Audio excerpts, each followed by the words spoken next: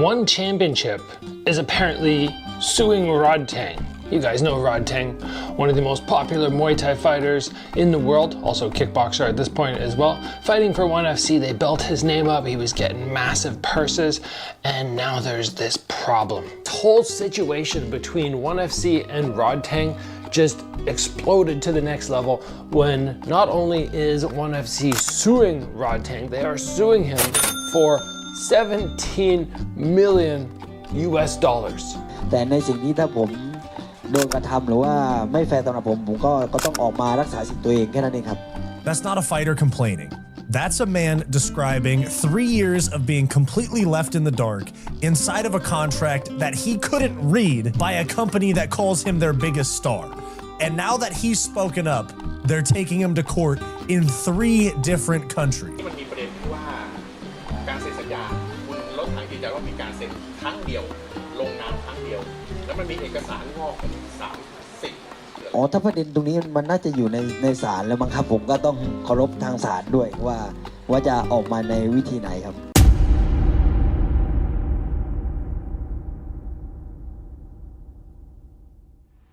Halo bro, di dalam ring, Rodtang, Jeet Muang Non adalah simbol kekerasan yang terkontrol. Ia berjalan maju tanpa ragu, menyerap pukulan seolah itu bagian dari strateginya, lalu membalasnya dengan tekanan yang membuat lawannya runtuh perlahan. Segalanya terlihat jujur, tidak ada yang disembunyikan. Namun dunia di luar ring bekerja dengan cara yang berbeda. Tidak ada pukulan yang terlihat, tidak ada wasit, dan tidak ada hitungan mundur. Yang ada hanyalah dokumen, tanda tangan, dan interpretasi hukum yang bisa mengubah arah karir seorang petarung dalam sekejap. Kasus kontrak yang kini menjerat Rodtang membuka sisi lain dari dunia combat sports. Sisi yang jarang dibicarakan tapi sering menentukan segalanya.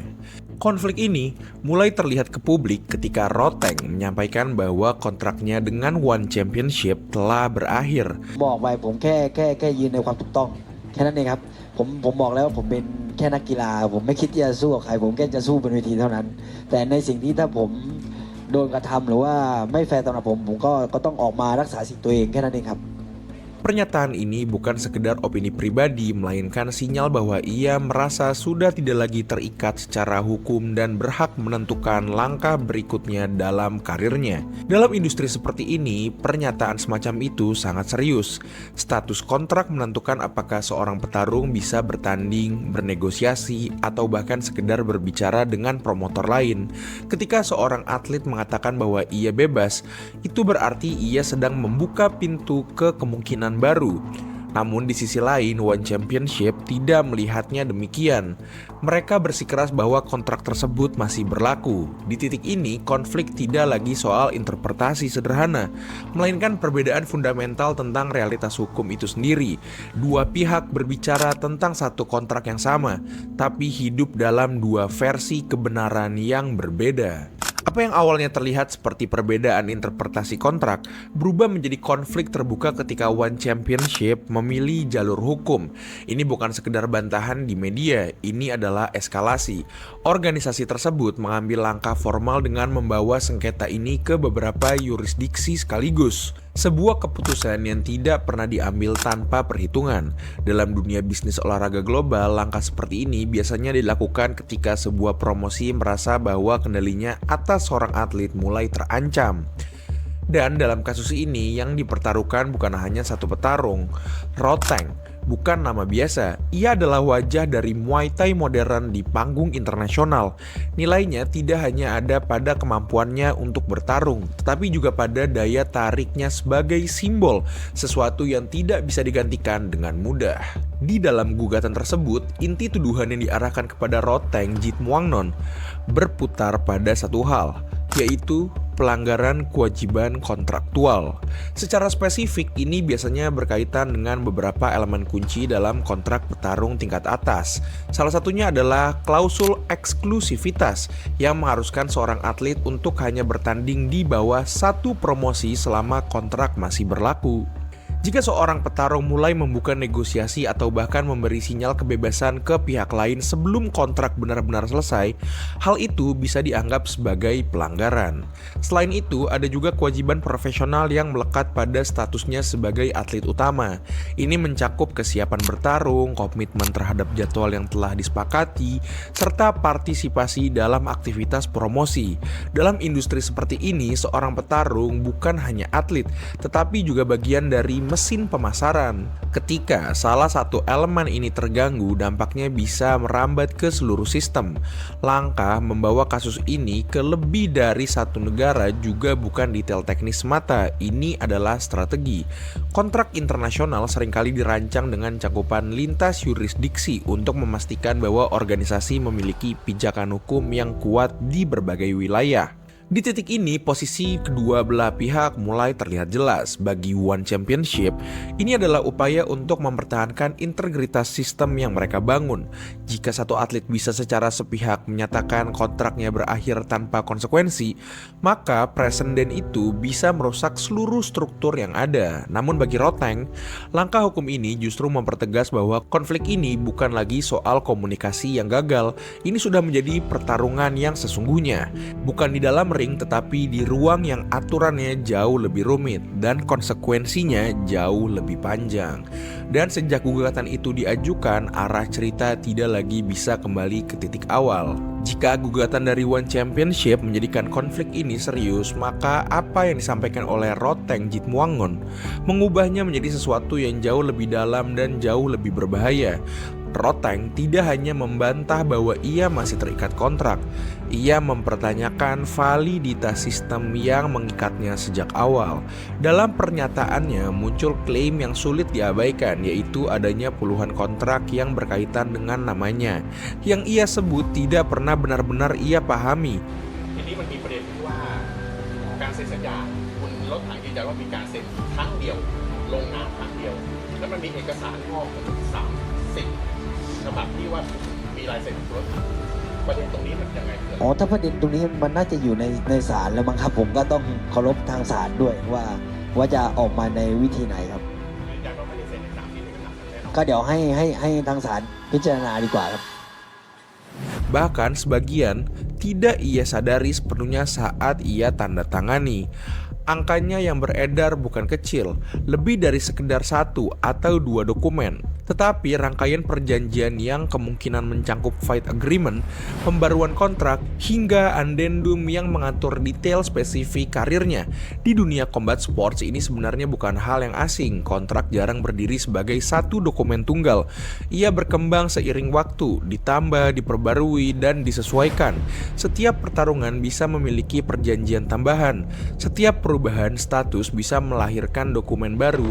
Dalam sistem seperti ini, seorang petarung bisa saja secara teknis menandatangani banyak dokumen tanpa pernah melihat gambaran utuhnya. Namun kasus ini tidak berhenti di kompleksitas administrasi. Roteng juga mengangkat isu yang jauh lebih sensitif, kemungkinan adanya dokumen yang ditandatangani bukan secara langsung olehnya. Ini bukan sekedar soal miskomunikasi, ini menyentuh wilayah legitimasi. Jika benar ada pihak lain yang menandatangani atas namanya, baik itu manajer, perwakilan, atau pihak-pihak lain, maka pertanyaannya bukan lagi apakah kontrak itu masih berlaku, tetapi apakah kontrak tersebut sah sejak awal. Disinilah konflik mulai bergeser dari sengketa bisnis menjadi potensi masalah hukum yang lebih serius. Namun ada satu lapisan lain yang membuat situasi ini semakin kompleks. Roteng secara terbuka mengakui bahwa ia tidak memiliki pemahaman yang kuat terhadap bahasa Inggris, bahasa yang hampir selalu digunakan dalam kontrak internasional.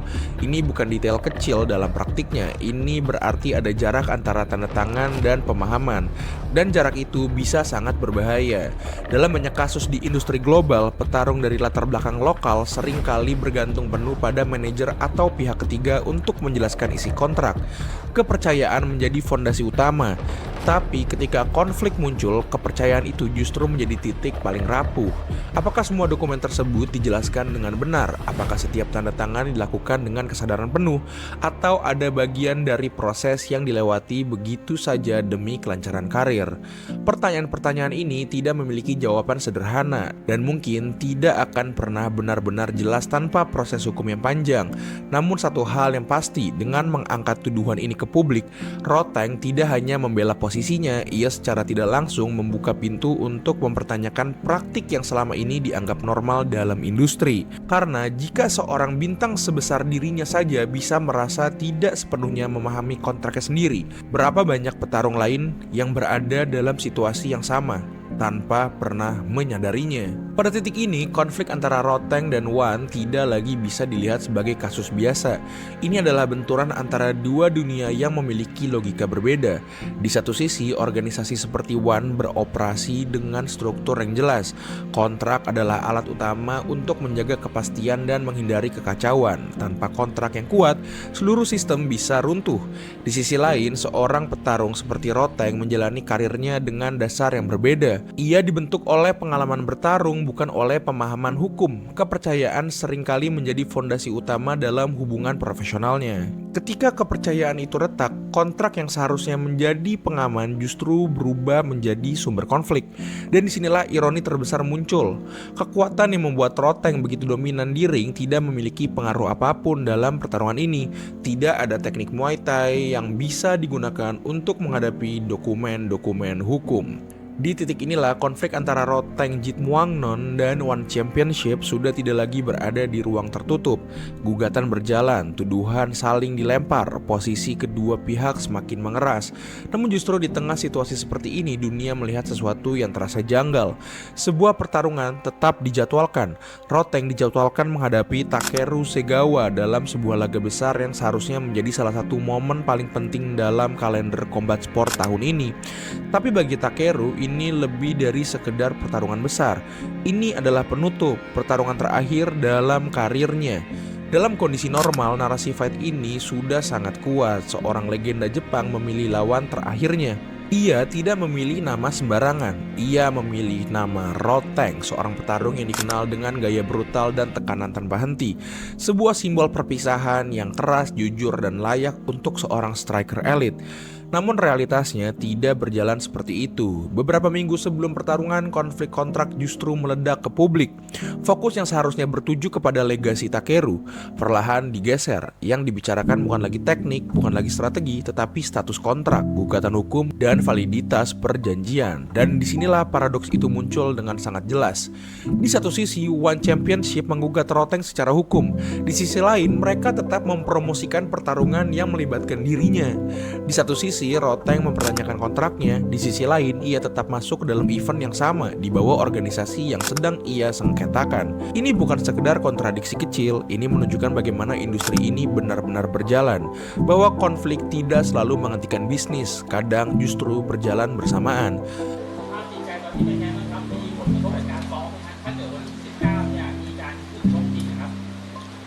ก็ผมยังเชื่อมั่นว่าทุกกำลังใจของคนไทยยังคอยซัพพอร์ตผมเสมอครับผมก็พร้อมครับที่จะไปนำชัยชนะให้กลับมาประเทศไทยได้ครับ Namun ada satu pertanyaan yang tidak bisa dihindari, yaitu dalam kondisi seperti ini sebenarnya Roteng masuk ke ring sebagai apa? Sebagai atlet yang masih terikat kontrak atau sebagai pihak yang sedang mempertanyakan keabsahan hubungan tersebut?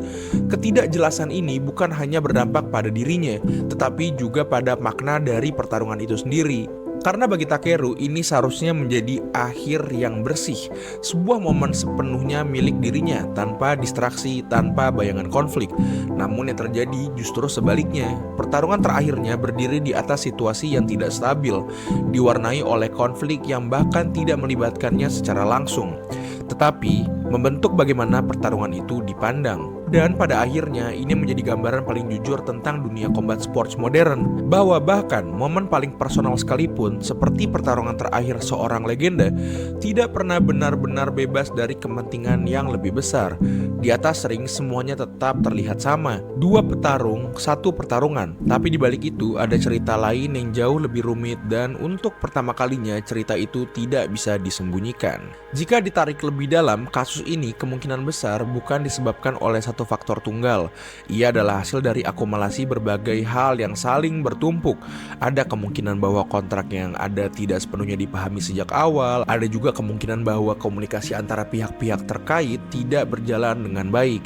Di sisi lain, kepentingan bisnis yang besar membuat setiap keputusan menjadi lebih sensitif dan sulit untuk dikompromikan. Ketika semua elemen ini bertemu, konflik menjadi hampir tidak terhindarkan.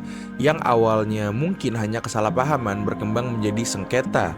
Sengketa berkembang menjadi tuduhan dan tuduhan berubah menjadi pertarungan terbuka. Kasus ini meninggalkan satu pertanyaan yang lebih besar dari sekedar siapa yang benar dan siapa yang salah. Seberapa besar kendali yang benar-benar dimiliki seorang petarung atas karirnya sendiri? Di atas ring, jawabannya sudah jelas. Mereka bertarung, tanggung jawab penuh atas setiap langkah mereka. Setiap pukulan dan setiap keputusan adalah milik dirinya. Namun di luar ring, jawaban menjadi lebih rumit. Karena di sana pertarungan tidak dimenangkan dengan keberanian atau ketahanan. Ia dimenangkan oleh siapa yang lebih memahami aturan permainan yang tidak pernah diajarkan kepada para petarung sejak awal.